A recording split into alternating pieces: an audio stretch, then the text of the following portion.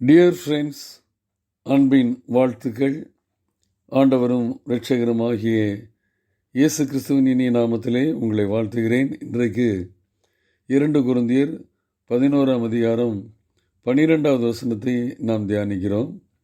மேலும் எங்களை விரோதிக்க சமயம் தேடுகிறவர்களுக்கு சமயம் கிடையாதபடிக்கு தங்களை குறித்து மேன்மை பாராட்டுகிற காரியத்தில் அவர்கள் எங்களைப் போல காணப்படும்படி நான் செய்வதையே இன்னும் செய்வேன்.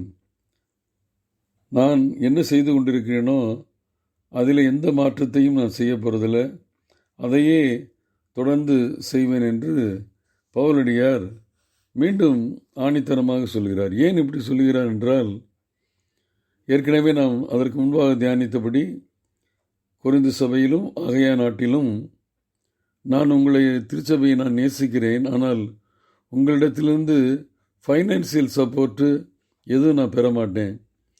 எங்கு நிதி கொடுக்குறாங்களோ அங்கே குறை சொல்வதற்கான வாய்ப்புகள் வந்துவிடும். அதனால் கொரிந்து சபையில் ஏற்கனவே ஃபால்ஸ் டீச்சர்ஸ் நிரம்பிட்டாங்க. ஃபால்ஸ் டீச்சர்ஸ் என்ன பண்ணுறாங்கன்னா, எங்கள் மேலே ஏதாவது ஒரு குற்றம் கண்டுபிடிக்க முடியுமா அப்படின்னு சொல்லி சமயம் தேடிக்கொண்டிருக்கிறாங்க. ஆனால் நாங்கள் அதுக்கு இடம் கொடுக்க மாட்டேன்னு சொல்லி மிக தெளிவாக சொல்கிறார். அதாவது தீமை செய்கிறவர்கள் அந்த தீமை செய்வதற்கான வாய்ப்பை நம்ம உருவாக்கி கொடுக்கக்கூடாது. அதில் ரொம்ப கவனமாக இருக்கிறார்.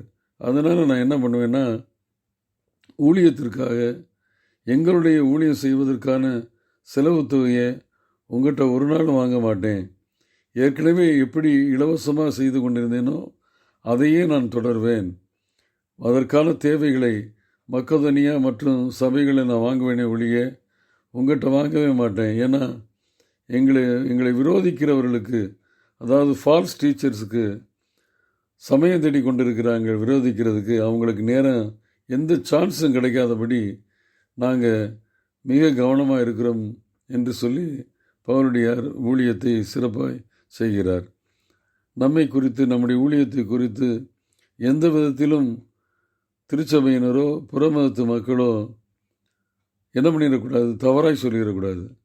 அப்படிப்பட்ட தவறான பேச்சுக்கு இடம் கொடுக்காதபடி நிதி பரிமாணங்களிலும் சரி, நம்முடைய பேச்சுகளிலும் சரி, நம்முடைய ஆவிக்குரிய காரியங்களிலும் சரி, நாம் நடக்கின்ற விதங்களிலும் சரி, நம்முடைய சாட்சிகளிலும் சரி, ஒரு சிறு இடம் கூட குறை சொல்வதற்கு இடம் கொடுக்காதபடி வாழ்வதற்கு பரிசுத்த ஆவியானவர் நம்மை வழிநடத்த வேண்டும் என்று சொல்லி பவுலடியார் செய்கிறபடி நாமும் செய்து கள்ள போதகர்கள், ஃபால்ஸ் டீச்சர்ஸு எந்த விதத்திலும் நம்ம என்ன பண்ணிடக்கூடாது, குற்றம் சுமத்தாத படிக்கு நம்ம மிக எச்சரிக்கையாக இருக்கணும்னு சொல்லி பவுலடியார் கற்றுத்தருகிறார். அதையே அவர் ஃபாலோ பண்ணுறாரு. நானும் நீங்களும் ஃபாலோ பண்ணுவதற்கு கர்த்தர் தாமே நமக்கு கிருபை செய்வாராக. இதை எப்படி நான் பெற்றுக்கொள்ள வேண்டும் என்றால், ஆண்டவருடைய இயேசு கிறிஸ்துவனுடைய மாதிரியை அப்படியே ஃபாலோ பண்ணணும். பிதாவுடைய வேலையில் தான் அவர் செய்தார், பிதாவுடைய சித்தத்தை தான் செய்தார். தனக்கென்று ஒரு வேலையை அவர் டைமை நியமிக்கவே இல்லை. தனக்கென்று ஒரு வில்லு சித்தத்தை ஆண்டவராக இயேசு கிறிஸ்து பூமியில் இருக்கிறவரை நிறைவேற்றவே இல்லை. அப்போ எனக்கும் உங்களுக்கும் அதான் ஆண்டவருடைய வேலை என்னன்னு சொல்லி அறிந்து அந்த வேலைகளை செய்யணும்.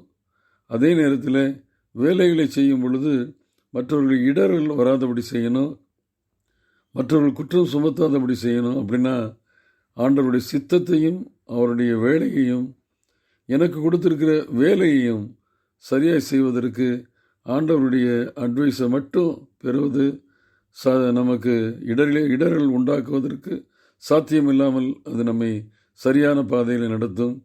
அப்படிப்பட்ட அனுபவத்தையும் கிறிஸ்துவின் மாதிரியும் பின்பற்றுவதற்கு இந்த நாளிலே ஆண்டவர் தாமே நமக்கு கிருபை செய்வாராக. ஆமேன்.